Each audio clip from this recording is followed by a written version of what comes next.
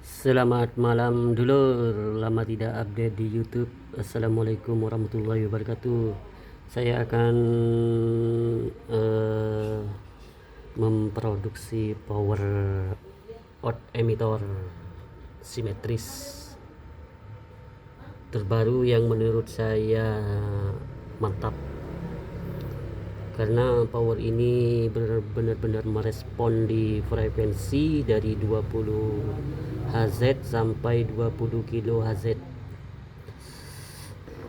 Karena kebanyakan power itu yang dikatakan flat itu ternyata setelah melalui simulasi itu jarang merespon dari 20 Hz sampai 20 kHz. Paling tidak dia merespon di 50 Hz frekuensi bawahnya, atau 100 kHz sampai 10 kHz frekuensi atasnya, begitu dulur. Jadi kalau menurut saya, dari pengalaman saya, power yang baik itu power itu mampu merespon di frekuensi bawah dari 20 Hz sampai 20 kHz gitu dulur. Karena manusia itu kan yang dapat menangkap suara itu kan menangkap frekuensi suara itu kan dari 20 Hz sampai 20 kHz gitu dulur. Tapi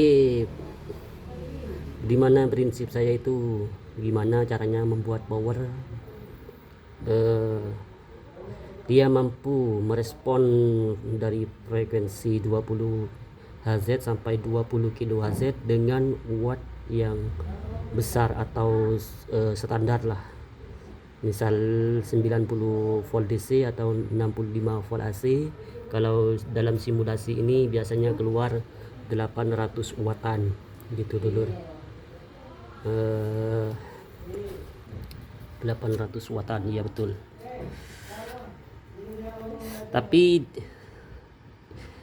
Tapi dengan catatan gimana caranya power itu keluar dengan watt besar tapi dengan total harmonic distorsi THD-nya sangat kecil. Semakin kecil THD total harmonic distorsi, maka semakin kecil juga tingkat kerusakan. Semakin kecil tingkat kerusakan, maka semakin optimal power itu bekerja. Gitu dulu. Oke, saya langsung ini kasih tahu. Ini menurut saya power yang paling top lah menurut saya. Ini di standar pengukuran 1 kHz. Dia mampu dengan merespon dengan baik. Tapi kita lihat total harmonic distorsi, karena ini sangat penting dulu. Semakin besar nilai ini, maka suara itu semakin semakin cacat, semakin tidak jernih. Ini di standar pengukuran ini total harmonic 1 kHz di frekuensi 1 kHz. Ini THD-nya keluar 3%, 0,003%, sangat kecil. Semakin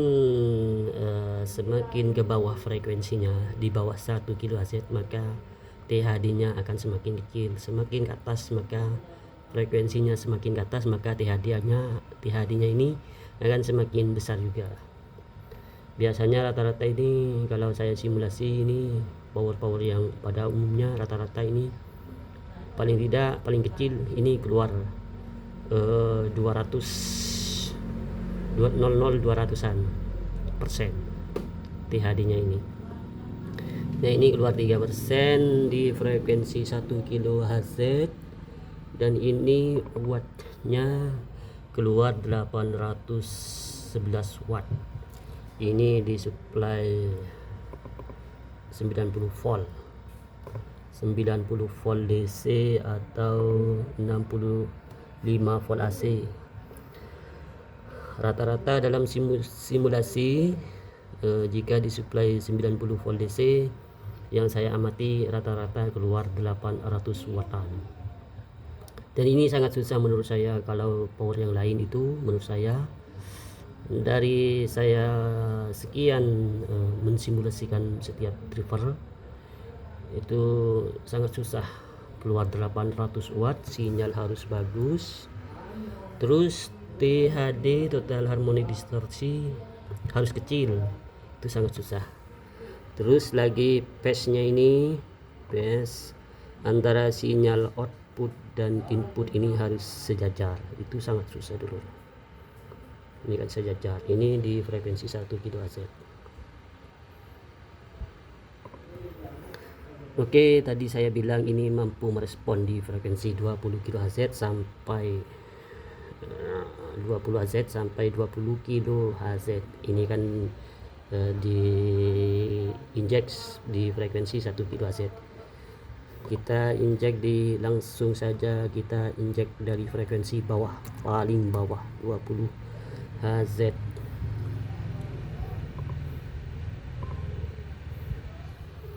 Kita lihat sinyalnya. Kalau di frekuensi bawah, kalau THD nya tidak dilepas, ini distorsi, ini lemot dulu. Oh, ini lemot, harus kita matikan dulu, kita buka dulu. Nah, THD nya ini buka, lalu kita jalankan lagi, on kan lagi powernya. Nah, ini di frekuensi 120 Hz ini loh ya, 20 Hz. Usahakan ini phase nya ini tidak bergeser, ini cuma bergeser sedikit saja, ini cuma bergeser sedikit saja antara sinyal input dan output. Yang hijau ini sinyal output, yang merah ini sinyal input. Usahakan tidak bergeser ya dulu. Dan watt itu usahakan tetap sama. Barusan tadi kan di frekuensi 1 kHz ini keluar 800-an ya, 811 watt. Dan ini turun cuma beberapa watt. Kalau tidak salah sekitar 12 wattan. Ini kan 798 watt di frekuensi 20 Hz ya, di frekuensi 20 Hz. Kita langsung rubah di frekuensi 30 Hz, frekuensi bawah alias bass gitu.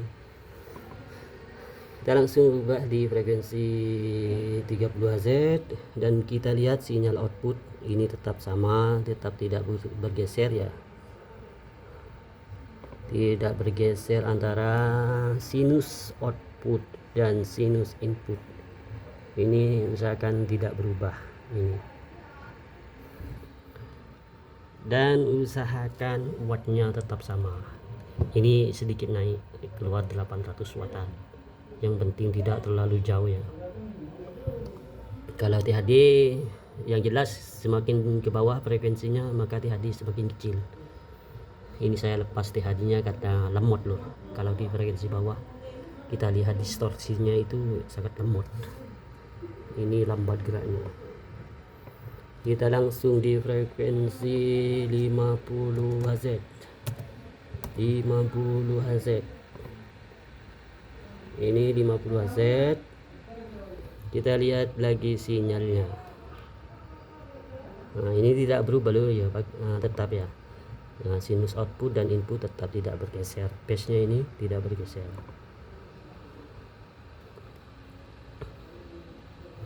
Kita lihat wattnya masih sama 800 wattan, sekitar itu 800 wattan. Jadi power yang flat itu wattnya sama, kencengnya sama, dari dua frekuensi bawah sampai frekuensi atas itu sama, itu namanya dikatakan flat atau rata. Kita langsung di 100 Hz, 100 Hz. Kita lihat sinyalnya ini perbesar dulu. Nah, tetap lur ya, tetap, dan wattnya tetap juga 800 watt. Supply tetap tidak saya rubah, supply tetap 90 volt DC, frekuensi 1 kHz. Kita langsung saja biar agak cepat nih, 500 Hz. 500 Hz dia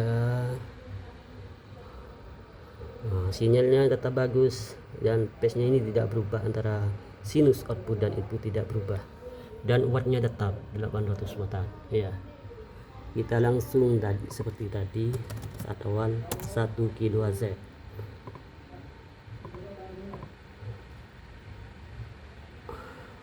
Kok berubah ini, error, tunggu, harus dimatikan dulu, harus di stop.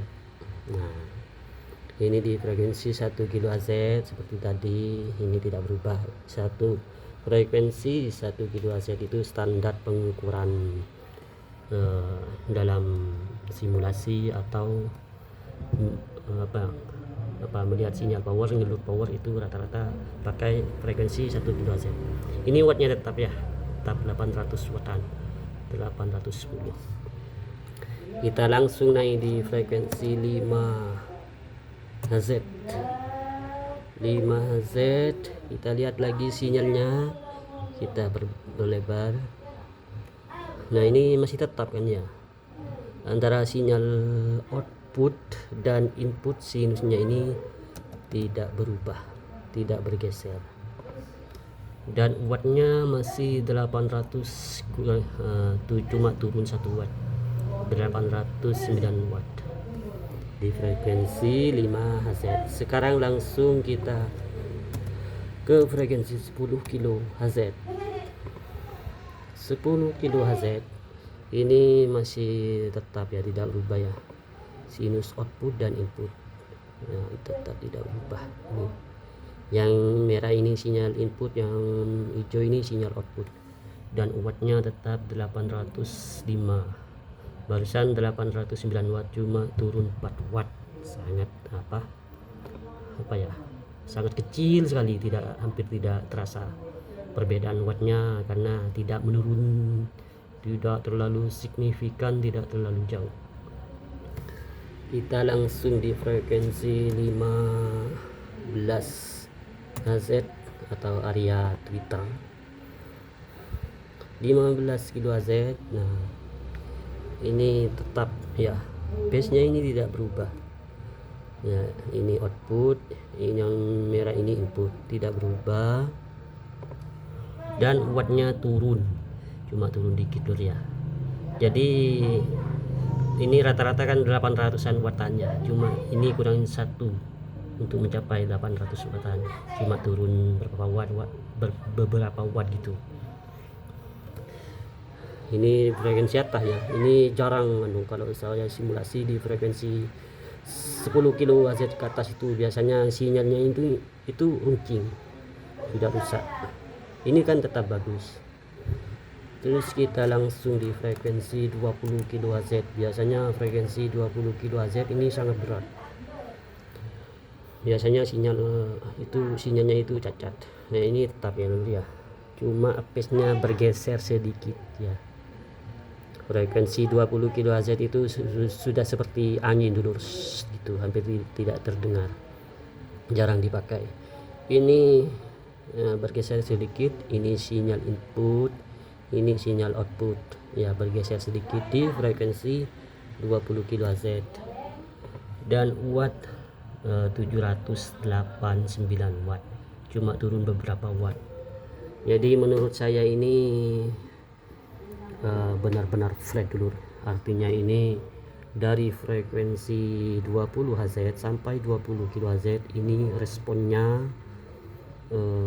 rata, tingkat kekencangannya itu sama, rata.